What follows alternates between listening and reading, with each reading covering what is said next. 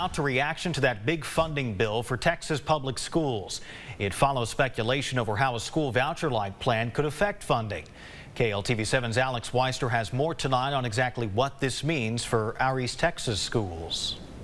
What some lawmakers are calling historic, Governor Greg Abbott signed House Bill 2, which will provide $8.5 billion to the public school system, $3.5 billion more than the last legislative session. Mineola ISD Superintendent Cody Mize says it's an improvement, but always a balancing act. You don't get everything that you want, but you get a lot of good stuff, and there's a lot of give and take and concessions that are made. The school voucher bill has the potential of pulling some public school funding due to the decreased enrollment. This bill doesn't directly focus on recouping that money, but instead helps finance specific areas of school districts. So when you lose students, obviously obviously comes with that with less revenue, and so you'd have to make very tough decisions if you saw a lot of students leaving your school district. The state funding aims at raises for teachers, more money for security, and more money allocated per student. The biggest upside Superintendent Mize sees is the impact on teachers. Number one indicator of a kid's success in a classroom is a classroom teacher.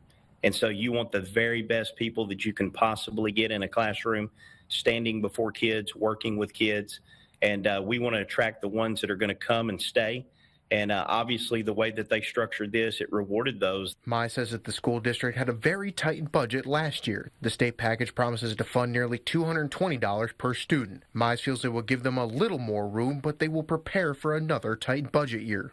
Student allotment that's generated per kid, trying to see a larger increase there because we know that inflation since 2009 has been absolutely brutal. Transportation, maintenance and equipment, maintaining our buildings, those costs have gone up substantially. Alex Weister, KLTV7 News. And those changes will take effect September 1st.